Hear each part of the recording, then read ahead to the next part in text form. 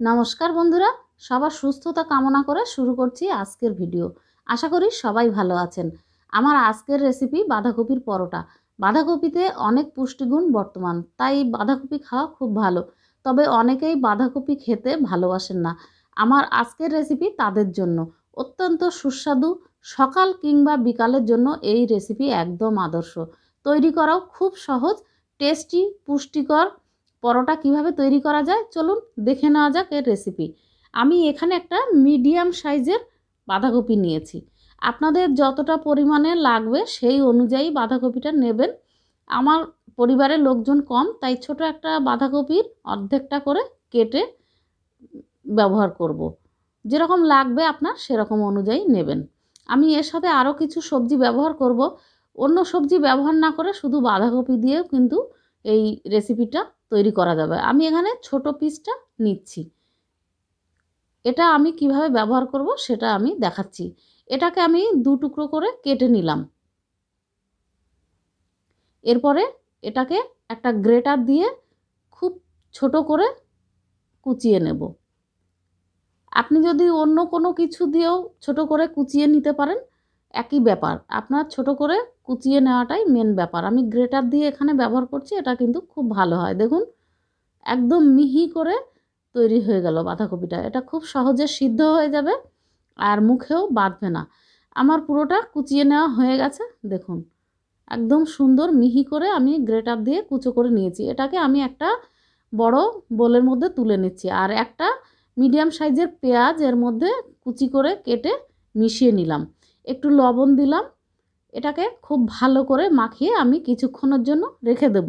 কারণ বাঁধাকপির মধ্যে কিন্তু প্রচুর পরিমাণে জল থাকে, তাই জলটাকে আমি বের করে নেওয়ার এইভাবে চেষ্টা করছি। এভাবে মাখিয়ে নিয়ে রেখে দেব কিছুক্ষণের জন্য। আর আমার কিছু জিনিস তৈরি করতে হবে, সেটাকে আমি এখন তৈরি করে নিচ্ছি। এর সাথে আমি দেব চাল। তো আমি আতপ চাল নিয়েছি কিছুটা, 200 গ্রাম মতো। সেটা 2-3 ঘন্টা আগে সকালবেলা আমি ভিজিয়ে রেখেছিলাম। এরকম হাত দিয়ে চাপলে যখন চালগুলো ভেঙে যাবে তখন বুঝতে হবে ভালো ভিজে গেছে। জলটাকে ভালো করে ঝাড়িয়ে নিয়েছি। আর এতক্ষণে আমার বাঁধাকপিটা কিন্তু রেডি হয়ে গেছে। দেখুন এতে কতটা জল বের হচ্ছে। জলটা আমি এইভাবে বের করে নেব। খুব ভালো করে জলটাকে বের করে নিতে হবে। কিন্তু আপনারা ভাবছেন যে বাঁধাকপির মেন জিনিসটাই যখন বের করে দিচ্ছি তাহলে পুষ্টি কী করে থাকবে, কিন্তু তা না বন্ধুরা। আমি ওই জলটাকে ফেলবো না, ও জলটা কিন্তু আমি এর মধ্যেই ব্যবহার করে নেব। দেখুন আমি কিভাবে ব্যবহার করছি। এইভাবে চেপে চেপে পুরো তুলে নেব। দেখুন কতটা জল বের হয়েছে। এইভাবে আমি বাঁধাকপিটা আলাদা করে নিয়েছি। এই জলটা আমি একটা কাপের মধ্যে ঢেলে রেখে দিচ্ছি। দেখুন অনেকটাই কিন্তু জল বের হয়েছে, প্রায় 1 কাপের কাছাকাছি। এটাকে আমি রেখে দিচ্ছি, পরে আমি এটাকে ব্যবহার করব। এখন আমি একটা মিক্সির জার নিয়েছি, ওর মধ্যে এই চালগুলো পেস্ট করে নেব। আমি এখানে আতপ চাল ব্যবহার করেছি, আপনারা যে কোনো চালই কিন্তু ব্যবহার করতে পারেন, কোনো সমস্যা নেই। এখন ওই বাঁধাকপি যে জলটা বেরিয়েছে এর মধ্যে দিয়ে দিচ্ছি পেস্ট করার জন্য। আমার আলাদা কোনো জল এর মধ্যে ব্যবহার করার দরকার হবে না এর জন্য। তাহলে আমার আলাদা জল ব্যবহার করলে বেশি পাতলা হয়ে যাবে, সেটাও হলো না। আমি বাঁধাকপির জল দিয়ে কিন্তু এটা পেস্ট করে নিতে পারছি।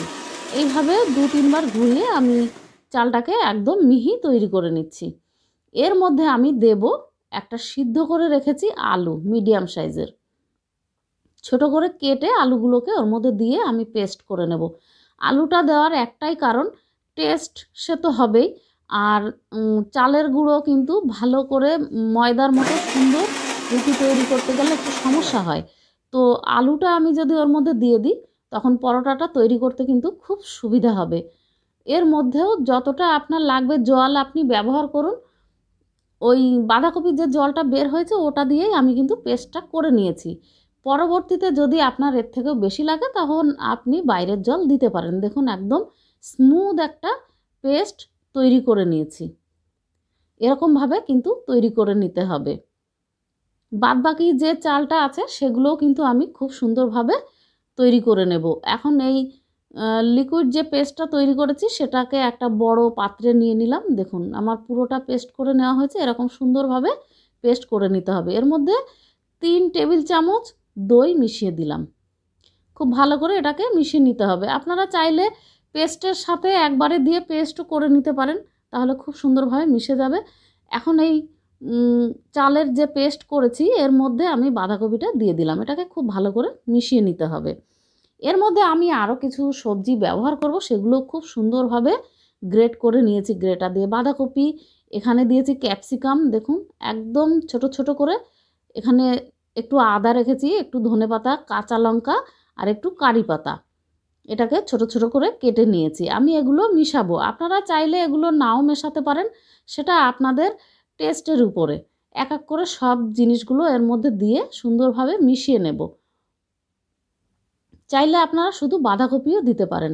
একটু লবণ দিয়ে দিলাম স্বাদের জন্য, কারণ আগে লবণ দিয়েছি সেটা কিন্তু মাথায় রাখতে হবে, সেই বুঝে কিন্তু লবণটা দিতে হবে, যাতে কম বা বেশি না হয়ে যায়।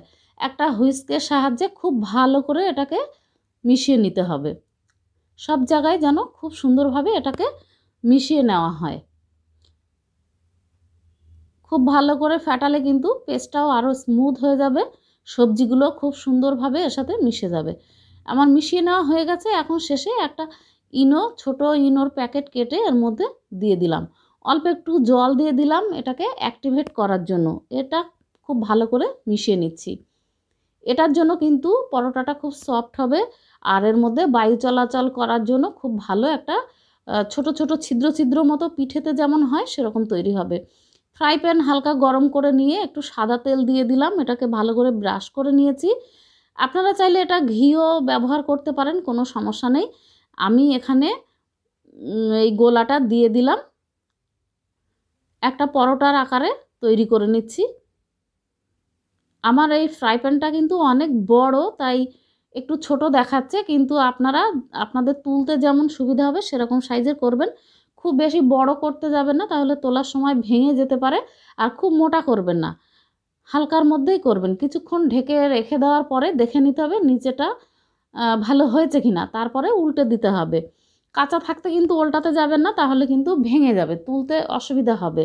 এক পাশ হয়ে গেলে তবেই কিন্তু আর এক পাশ দেবেন। এইভাবে 2 পাশ হয়ে গেলে তুলে নিয়েছি। দেখুন কত সুন্দর তৈরি হয়েছে পরোটা, কোথাও ভাঙেওনি। দেখতে যেমন সুন্দর, খেতেও কিন্তু খুবই সুন্দর। আর একটা ভাবে আপনাদের দেখাচ্ছি, যদি আপনারা ওইভাবে পরোটা না করতে চান, এইভাবে সাজ যেগুলো পাওয়া যায় ননস্টিকের, ওটাতেও আপনি তৈরি করতে পারেন। আগে গরম করে নিয়ে একটু তেল দিয়ে নিতে হবে, তা না হলে তুলতে সমস্যা হবে। ভালো করে তেল দিয়ে একটু ব্রাশ করে নিতে হবে, যাতে সমস্ত জায়গাটায় তেলটা আসে তোলার সময় সুবিধার জন্য। আর এই গোলাটা দেওয়ার সময় কিন্তু পুরো ভর্তি করে দেবেন না, অর্ধেকটা করে দেবেন, কারণ পরে কিন্তু এটা খুব সুন্দরভাবে ফুলে উঠবে। দেখুন ফুলে কিন্তু একদম ওপরে উঠে এসেছে, গোল গোল সাজের পিঠার মতো তৈরি হয়েছে। এখন এটাকে উল্টে দেব। আমি একটু বেশি করে ভেজেছি, কারণ বেশি ভাজলে এটা তুলতে খুব সুবিধা হয়। দেখুন কত ইজিভাবে উঠে আসছে। আর যদি কাঁচা থাকে তাহলে কিন্তু লেগে থাকবে, ভেঙে চুরে যাবে, ভালো উঠতে চাইবে না। আপনাদের টেস্টের উপরে নির্ভর করবে আপনি কীরকমভাবে তৈরি করবেন, কারণ নিচটা ভালো করে হলে ভিতরটাও কিন্তু সিদ্ধ হয়ে যাবে সমস্ত। আর নিচে কাঁচা থাকলে ভিতরটাও কাঁচা থাকতে পারে, তাই ভালো করে বুঝে নিয়ে উল্টাবেন। আমি এখানে 2.5 থেকে 3 মিনিট মতো রেখেছি মিডিয়াম ফ্লেমের মধ্যে, তাতে কিন্তু হয়ে গেছে। আপনারা বুঝে নেবেন যাতে পুড়ে না যায় বা সিদ্ধ হতে কতটা সময় লাগছে। মিনিমাম 2 থেকে 2.5 মিনিট তো রাখতেই হবে। এরকম উল্টে দিয়েছি, এরপরে আর একটু সময় রেখে দেব অন্য পিঠটা হওয়ার জন্য। তৈরি হয়ে গেল আমার পরোটা। দেখলেন আপনারা কত সহজে তৈরি করে নিয়েছি, আর কত কম সময়ে এটা তৈরি করা যায়। আশা করি আপনাদের ভালো লেগেছে। ভালো থাকবে।